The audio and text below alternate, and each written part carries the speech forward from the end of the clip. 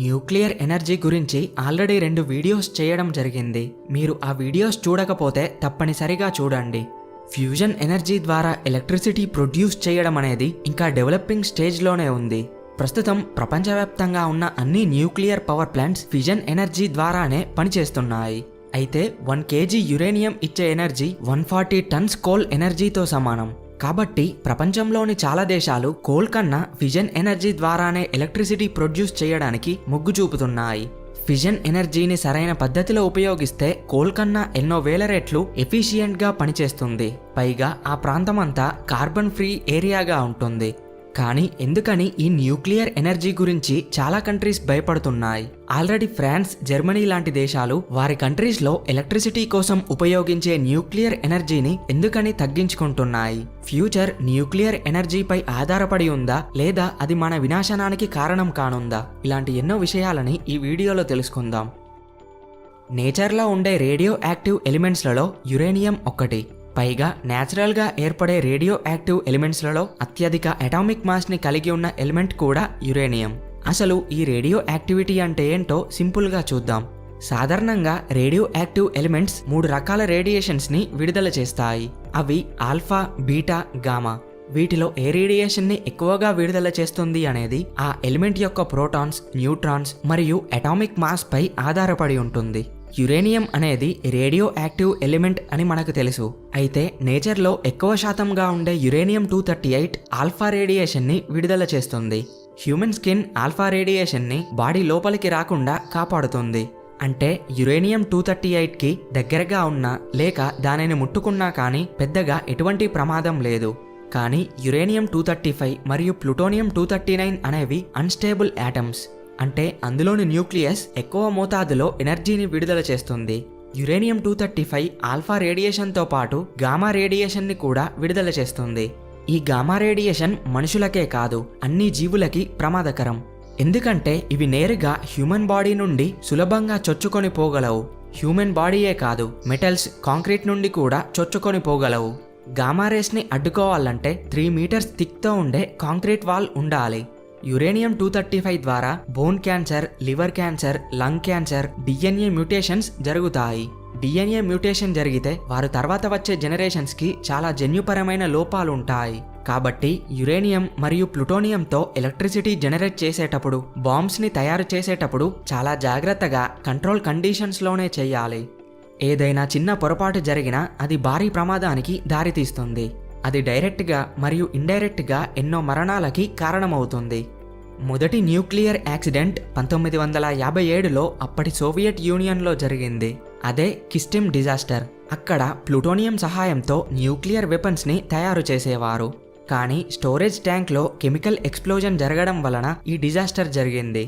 దీని వలన ఆ ప్రాంతానికి దగ్గరలోని 22 విలేజెస్కి ఆ రేడియేషన్ వెళ్ళింది. మొత్తం 10,000 ప్రజలు వారి ప్రాంతాల నుండి వెళ్ళిపోయారు. ఈ డిజాస్టర్ కారణంగా 200 మంది క్యాన్సర్ ద్వారా చనిపోయారు. ఇది 1957 సెప్టెంబర్ 29 రోజున జరిగింది. ఇది జరిగిన 11 రోజుల తర్వాత అంటే 1957 అక్టోబర్ 10 రోజున యూకేలోని సెలాఫీల్డ్ న్యూక్లియర్ సైట్లో మరో ఘటన జరిగింది. ఇక్కడ కూడా ప్లూటోనియం సహాయంతో న్యూక్లియర్ బాంబ్స్ని తయారు చేసేవారు.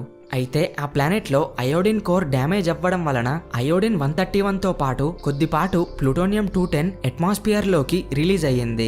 దీనివలన డైరెక్ట్గా ఒక్కరు కూడా చనిపోలేదు, కానీ ఇండైరెక్ట్గా 240 మంది క్యాన్సర్ బారిన పడి చనిపోయారు. మనలో చాలామందికి చెర్నోబిల్ డిజాస్టర్ గురించి తెలిసే ఉంటుంది. ఇది న్యూక్లియర్ ఎనర్జీ ద్వారా ఎలక్ట్రిసిటీని ప్రొడ్యూస్ చేసే పవర్ ప్లాంట్. 1986 ఏప్రిల్ 26 రోజున ఈ డిజాస్టర్ జరిగింది. లోపంతో ఉన్న రియాక్టర్ మరియు ఎటువంటి ఎక్స్పీరియన్స్ లేని వర్కర్ వలన ఈ డిజాస్టర్ జరిగింది. ఈ డిజాస్టర్లో అయోడిన్, సీజియం, స్ట్రోంటియం, ప్లూటోనియం విపరీతంగా అట్మాస్ఫియర్లోకి రిలీజ్ అయ్యాయి. దీని వలన 31 మంది అక్కడికక్కడే చనిపోయారు. మరొక 34 మంది కొన్ని రోజులలో చనిపోయారు. 2008 వరకు మొత్తం 4,000 ప్రజలు క్యాన్సర్ బారిన పడి చనిపోయారు. ఈ ప్రాంతానికి 30 కిలోమీటర్ల దూరంలోని ప్రజలని కేవలం కొన్ని రోజులలోనే ఇతర ప్రాంతాలకి తరలించారు. ఇప్పటికీ ఎన్నో వేల మంది ఆ డిజాస్టర్ కారణంగా జబ్బుల బారిన పడుతున్నారు. చెర్నోబిల్ డిజాస్టర్ అనేది మానవ చరిత్రలోనే అతి భయంకరమైన న్యూక్లియర్ డిజాస్టర్. అయితే ఇటీవలి కాలంలో ఏదైనా న్యూక్లియర్ డిజాస్టర్ జరిగింది అంటే అది జపాన్లో జరిగిన ఫుకుషిమా న్యూక్లియర్ డిజాస్టర్. ఇది 2011లో జరిగింది. ఈ డిజాస్టర్ జరగడానికి కారణం ఒక ఎర్త్ క్వేక్. దాని వలన సునామీ వచ్చి ఆ పవర్ ప్లాంట్లో పవర్ నిలిచిపోవడానికి కారణమయ్యింది. దాంతో రియాక్టర్ కోర్ యొక్క కూలింగ్ సిస్టమ్ ఆగిపోయింది. న్యూక్లియర్ ఎలిమెంట్స్తో ఉండే కోర్ అలానే హీట్ అవుతూ ఎక్స్ప్లోజన్ జరిగింది. ఇది చెర్నోబిల్ ఘటన తర్వాత జరిగిన అతిపెద్ద న్యూక్లియర్ డిజాస్టర్. అదృష్టవశాత్తు ఈ డిజాస్టర్ కారణంగా కేవలం ఒక్కరే వ్యక్తి చనిపోయారు, కానీ 30 మందికి గాయాలయ్యాయి. ఇక్కడ ఇంకో ఆశ్చర్యకరమైన విషయం ఏంటంటే అప్పుడు డిజాస్టర్కి కారణమైన సునామీ వలన జపాన్లో 15,000 మంది చనిపోయారు. అయితే చిన్న చిన్న న్యూక్లియర్ డిజాస్టర్స్ ఇప్పటి వరకు 20కి పైగా జరిగాయి. రేడియో యాక్టివ్ మెటీరియల్స్ జీవానికి ఎంత ప్రమాదకరమో అర్థమవుతుంది. న్యూక్లియర్ ఎనర్జీ కోసం అందులో పనిచేసే ప్రతి ఒక్కరూ సేఫ్టీ ప్రికాషన్స్ తప్పనిసరిగా పాటించాలి. అలాగే ఒక్కసారి రేడియో యాక్టివ్ మెటీరియల్ని ఉపయోగించిన తర్వాత ఆ ఎలిమెంట్లో రేడియో యాక్టివిటీ పోతుందని అస్సలు అనుకోవద్దు. ఎందుకంటే చాలా తక్కువ మోతాదులో మాస్ మాత్రమే ఎనర్జీ లాగా కన్వర్ట్ అవుతుంది. కాబట్టి మిగిలిన మెటీరియల్లో అంతా రేడియో యాక్టివిటీ డీకే జరుగుతూనే ఉంటుంది. కేవలం ప్లూటోనియం 239 యొక్క హాఫ్ లైఫ్ 24,000 సంవత్సరాలు, యురేనియం 235 యొక్క హాఫ్ లైఫ్ 70 కోట్ల సంవత్సరాలు. అంటే ఇన్ని వేల నుండి లక్షల సంవత్సరాల పాటు అది రేడియో యాక్టివ్గానే ఉంటుంది. కాబట్టి ఒక్కసారి ఉపయోగించిన రేడియో యాక్టివ్ మెటీరియల్స్ని ఎక్కడ పడితే అక్కడ పడేయకూడదు. దానివల్ల ప్రకృతికి గాని జీవానికి గాని ఎటువంటి హాని కలగకుండా డిస్పోజ్ చేయాలి. కేవలం న్యూక్లియర్ మెటీరియల్స్ మాత్రమే కాదు, దానికోసం ఉపయోగించిన ఫ్యూల్ రాడ్స్, టూల్స్, వారు ఆ ప్లానెట్లో వేసుకునే సేఫ్టీ యాప్రాన్, ఇలా వారు ఉపయోగించిన ప్రతి ఒక్కదానిని డిస్పోజ్ చేయాలి. ఈ డిస్పోజల్కి కొన్ని పద్ధతులున్నాయి. ఆ న్యూక్లియర్ వేస్ట్ని మొదట స్టీల్ సిలిండర్లో వేసి దాంట్లో గ్యాస్ లేదా వాటర్తో నింపి సీల్ చేస్తారు.